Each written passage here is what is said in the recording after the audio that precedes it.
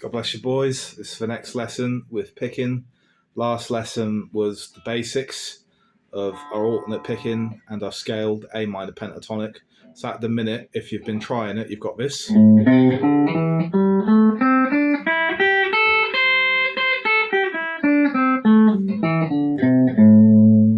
what we're going to do at the minute, it's a scale. We've got all of the tools, but now we've got to put them to work, so to speak.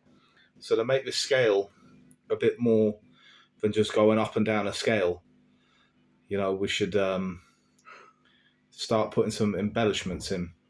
So we've got hammer-ons, we've got pull-offs, and we've got slides.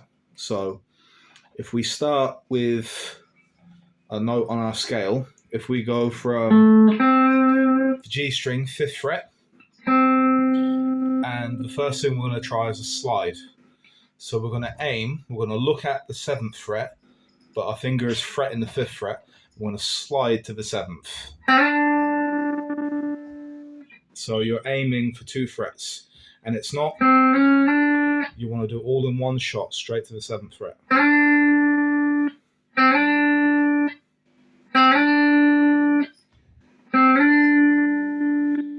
So that's the first thing, and you can try that in different places. I've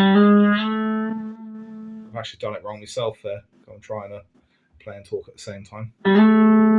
All one fluid motion. You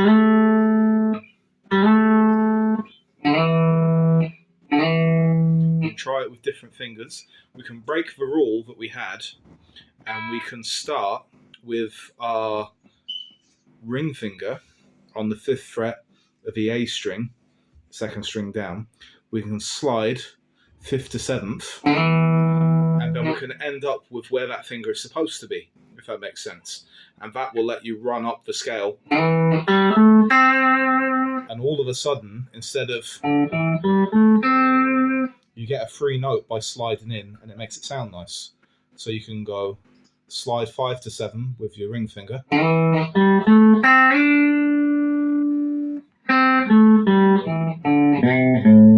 Remember when you slide, that if you're going to play the next note down, remember to shift your finger back to the position so you can get back down the scale. So that's slides. You can slide with all your fingers. It's good to practice sliding with each finger so that you've got the option. That one's a 3rd fret slide. You can see where we go 5 to 8. You can go.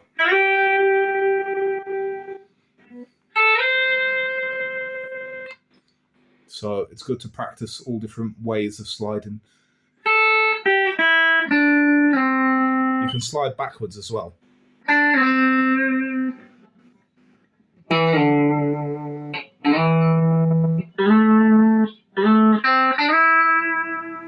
So have a go with slides. The next thing that's very good to know is hammer-ons. And it does a similar sort of job, but not exactly the same. So again, if we're on the D string, 5th fret, you will play the notes, you'll pick once, and then you're going to literally hammer the string on.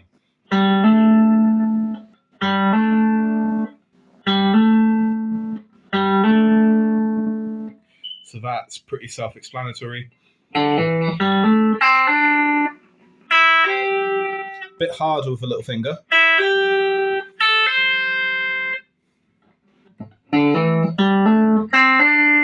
But just practice getting a good amount of strength. You really do have to hammer it on. You can't just put the finger on because it won't have enough volume, but you have to. And then we have pull-offs, which is the opposite. But the way I got taught it that makes sense is to think of it as a flick off, not as a pull off. Because if you just take your finger off, it doesn't make a lot of volume. But if you flick the string off like you're trying to pick it with the finger, it makes a lot more noise. So again, you can do that with all of the notes. And what you can also do is hammer on and then pull off, and that's called a trill. So you can go.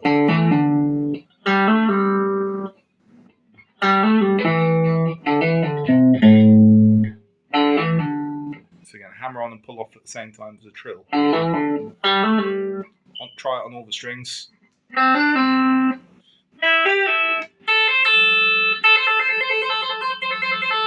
You can even build up a bit of speed, and you can use it as a little, a nice little sound, a lick. If you do a lot of hammer-ons and pull-offs. So that's hammer-ons, that's pull-offs, and that is slides. And there's one more to try. This one's a bit harder at the start, but this is bends. And bends are very hard on an acoustic guitar because they've got thicker strings.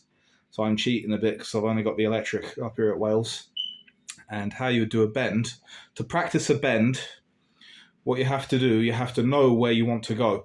Because you can't just go anywhere because you'll end up out of tune. If you just do, you've got no goal. But to practice it, you play the note that you're on.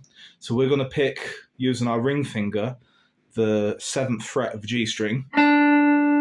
Now we're aiming to get the same sound as the 9th. So if we go 2 up, we got this sound. So hear the difference. So that string we want to bend. We want to get it to that sound. And what you have to try and do, you probably heard in the background, it's not such a big deal on an acoustic guitar, but on an electric, if you touch another string on the way up, you're going to get noise. So you have to try and place your hand in a way where it's not going to make noise. And you just have to work on that yourself. I suppose maybe I'll find a way of making a video of how to stop noise coming through when you're trying to pick. So again, we pick 7, we pick 9, we're aiming for 9. We bend up, and it comes from a motion like this. So you're using a wrist motion to bend the string up. You don't just move your fingers. There's no strength in that. You sort of grab onto the string with more than one finger. This finger's also on the string, but that's the one we're fretting. So you've got 2 fingers on the one string to help with the bending. And then the force comes from the wrist. Again, play 7, play 9, and make it sound the same.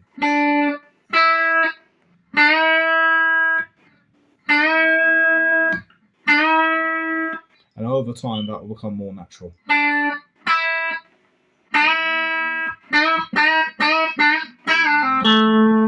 So there's a couple of different actions put together. There's a bend, there's a release, a flick off or a pull off, and then ending on the A note on the D string.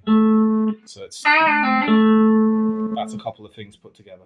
So when you get all of those things put together, you can try that. You can 7, bend to 9, release, pull off to 5, and then end on 7 on the D string. And that will be your first ever blues lick. So that's a few little techniques that we use when we're picking. God bless.